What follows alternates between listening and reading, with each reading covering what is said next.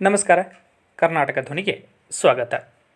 ಬದುಕಿರುವ ಮಹಿಳೆಗೆ ಮರಣ ಪತ್ರವನ್ನು ನೀಡಲಾಗಿದೆ. ಆಸ್ತಿಯನ್ನು ಕಬಳಿಸಲಿಕ್ಕೆ ಸಂಬಂಧಿಕರಿಂದಲೇ ನಕಲಿ ದಾಖಲೆಯನ್ನು ಸೃಷ್ಟಿ ಮಾಡಲಾಗಿದೆ. ಇದು ನಡೆದಿರುವಂಥದ್ದು ಚಿಕ್ಕಮಗಳೂರು ಜಿಲ್ಲೆಯಲ್ಲಿ. ಬದುಕಿರುವಂಥ ಮಹಿಳೆಯ ಹೆಸರಿನಲ್ಲಿ ಮರಣ ಪ್ರಮಾಣ ಪತ್ರ ಪಡೆದು ಆಸ್ತಿ ಕಬಳಿಸಲು ಯತ್ನಿಸಿದ ಪ್ರಕರಣವು ಸಖರಾಯಪಟ್ಟಣ ಹೋಬಳಿಯ ಗುಂಡಸಾಗರ ಎಂಬ ಗ್ರಾಮದಲ್ಲಿ ನಡೆದಿದೆ. ಗುಂಡಸಾಗರ ಗ್ರಾಮದ ರಾಮೇಗೌಡ ಅವರ ಪತ್ನಿ ಗಂಗಮ್ಮ ಅವರು 2024 ಜುಲೈ 4ರಂದು ಮೃತಪಟ್ಟಿದ್ದಾರೆ ಎಂದು ಅರ್ಜಿಯನ್ನು ಸಲ್ಲಿಸಿ ಮರಣ ಪ್ರಮಾಣ ಪತ್ರವನ್ನು ತಾಲೂಕು ಕಚೇರಿಯಿಂದ ಪಡೆಯಲಾಗಿದೆ. ಅವರ ಹೆಸರಿನಲ್ಲಿದ್ದಂತಹ 12 ಎಕರೆ ಜಮೀನಿನ ಪೈಕಿ 5 ಎಕರೆಗೂ ಹೆಚ್ಚು ಜಮೀನನ್ನು ಸಂಬಂಧಿಕರು ಖಾತೆ ಮಾಡಿಸಿಕೊಂಡಿದ್ದಾರೆ. ಗಂಗಮ್ಮ ಅವರಿಗೆ ಒಬ್ಬ ಗಂಡು ಮಗ, ಹಾಗೆಯೇ 4 ಹೆಣ್ಣು ಮಕ್ಕಳು ಇದ್ದಾರೆ. ಇವರ ಹೆಸರಿಗೂ ಖಾತೆ ಬದಲಾವಣೆಯನ್ನು ಮಾಡದೆ ನಕಲಿ ವಂಶವೃಕ್ಷವನ್ನು ಸೃಷ್ಟಿ ಮಾಡಿ ಸಂಬಂಧಿಕರು ಆಸ್ತಿಯನ್ನು ಲಪಟಾಯಿಸಿದ್ದಾರೆ ಎಂದು ಗಂಗಮ್ಮ ಅವರ ಮಗಳು ಚಂದ್ರಮ್ಮ ಅವರ ಪತಿ ರಾಜಪ್ಪ ದೂರನ್ನು ನೀಡಿದ್ದಾರೆ.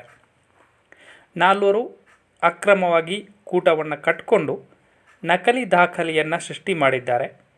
ಜೀವಂತ ಇರುವಂತಹ ಮಹಿಳೆಯ ಹೆಸರಿನಲ್ಲಿ ಮರಣ ಪ್ರಮಾಣ ಪತ್ರವನ್ನು ನೀಡಿದವರು ಯಾರು, ಗ್ರಾಮ ಆಡಳಿತಾಧಿಕಾರಿ ಮುದ್ರೆಯನ್ನು ಎಲ್ಲಿ ಮಾಡಿಸಿದರು ಎಂಬುದರ ಕುರಿತು ತನಿಖೆಯನ್ನು ನಡೆಸಿ ವರದಿಯನ್ನು ನೀಡಬೇಕು ಎಂದು ಕಂದಾಯ ನಿರೀಕ್ಷಕರಿಗೆ ತಹಶೀಲ್ದಾರ್ ಆದೇಶವನ್ನು ನೀಡಿದ್ದಾರೆ. ಮತ್ತೊಂದೆಡೆ ತಹಶೀಲ್ದಾರ್ ಅವರು ಉಪವಿಭಾಗಾಧಿಕಾರಿ ನ್ಯಾಯಾಲಯದಲ್ಲಿ ಸ್ವಯಂ ಮೇಲ್ಮನವಿಯನ್ನು ಕೂಡ ಸಲ್ಲಿಕೆ ಮಾಡಿದ್ದಾರೆ. 7 ಜನ ಸಂಬಂಧಿಕರನ್ನು ಪ್ರತಿವಾದಿಗಳನ್ನಾಗಿ ಮಾಡಲಾಗಿದೆ. ವಿಚಾರಣೆ ನಡೆಸಿರುವಂತಹ ತರೀಕೆರೆ ಉಪವಿಭಾಗಾಧಿಕಾರಿ KJ ಕಾಂತರಾಜ ಅವರು ಅಷ್ಟೂ ಖಾತೆಗಳನ್ನು ರದ್ದು ಮಾಡಲಿಕ್ಕೆ ಆದೇಶವನ್ನು ನೀಡಿದ್ದಾರೆ. ಒಟ್ಟು 5 ಎಕರೆಗೂ ಹೆಚ್ಚು ಜಾಗವನ್ನು 3 ಹೆಸರಿಗೆ ಖಾತೆಯನ್ನು ಮಾಡಿಸಿಕೊಂಡಿದ್ದಾರೆ.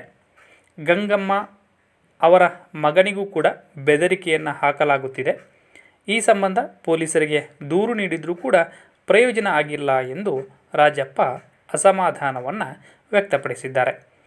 ಜೀವಂತ ಇರುವ ಮಹಿಳೆ ಹೆಸರಿನಲ್ಲಿ ಮರಣ ಪ್ರಮಾಣ ಪತ್ರ ನೀಡಿದ ಅಧಿಕಾರಿಗಳ ವಿರುದ್ಧ ಕ್ರಮವನ್ನು ಕೈಗೊಳ್ಳಬೇಕು, ಗಂಗಮ್ಮ ಅವರಿಗೆ ನ್ಯಾಯವನ್ನು ಒದಗಿಸಬೇಕು ಎಂದು ಅವರು ಒತ್ತಾಯವನ್ನು ಮಾಡಿದ್ದಾರೆ.